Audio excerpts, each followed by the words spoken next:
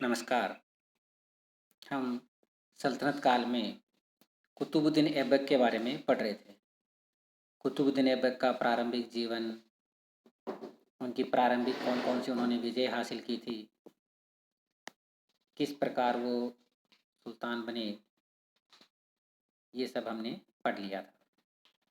अब हम आगे देखते हैं कि जब गौरी की मृत्यु होती है तो गौरी के साम्राज्य की स्थिति कैसी थी और ऐबक के प्रमुख प्रतिद्वंदी कौन-कौन थे और ऐबक ने उन प्रतिद्वंदियों को किस प्रकार से नियंत्रित किया या उनसे किस प्रकार बैलेंस स्थापित किया, वो आज के वीडियो में हम देखेंगे।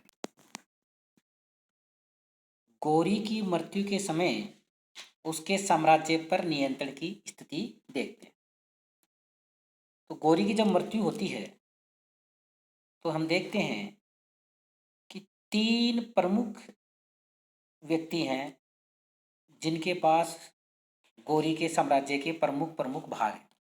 पहला व्यक्ति है ताजुद्दीन यल्दौज, जो गजनी में है, जिसने गजनी पर नियंत्रण कर लिया।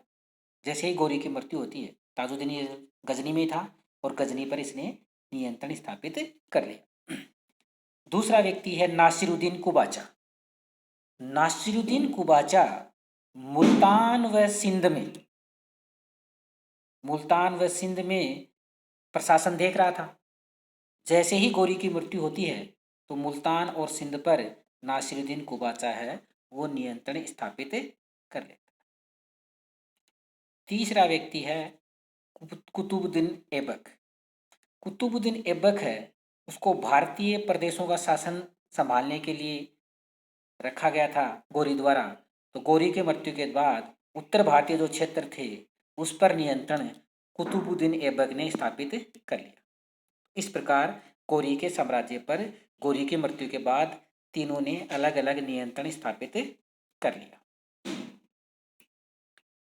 ताजुद्दीन यल्दौज बहुत महत्वाकांक्षी था, इसलिए यल्दौज ने लाहौर पे आक्रमण कर दिया। लेकिन कुतुबुद्दीन ऐबक ने यल्दौज के इस आक्रमण को विफल कर दिया और गजनी तक पहुंच गया और गजनी पर भी अधिकार कर लिया। अब गजनी पर अधिकार करने के बाद अलग अलग विद्वानों की अलग अलग धारणा है। कुछ विद्वानों का मानना है कि यहाँ पर ऐबक 40 दिन तक रहा, लेकिन यहाँ पर उसने आमोद प्रमोद में ही अपना जीवन व्यतीत किया।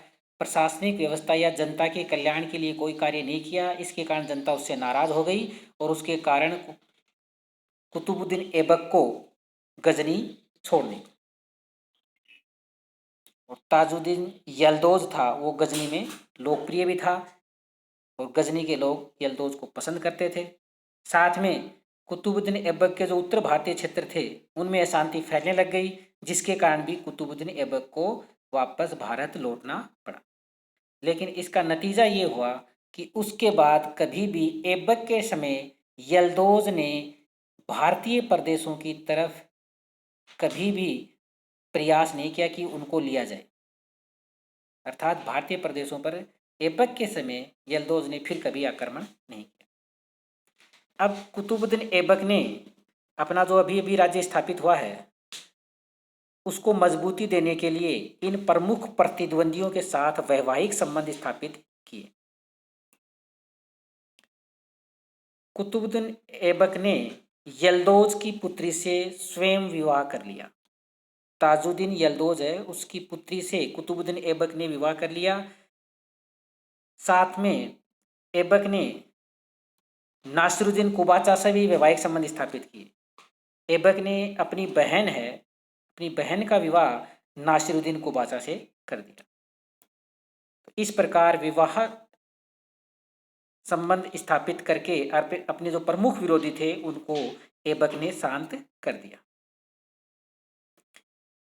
इसके बाद ऐबक ने अपनी पुत्री का विवाह अपने गुलाम इल्तुतमिश से कर दिया। इल्तुतमिश बड़ा वीर था और मोहम्मद गौरी ने भी इसकी प्रशंसा की थी कि इसका विशेष ध्यान रखना, ये बहुत गुणवान व्यक्ति है। और ऐबक भी इल्तुतमिश से बहुत ज़्यादा प्रभावित था, इसलिए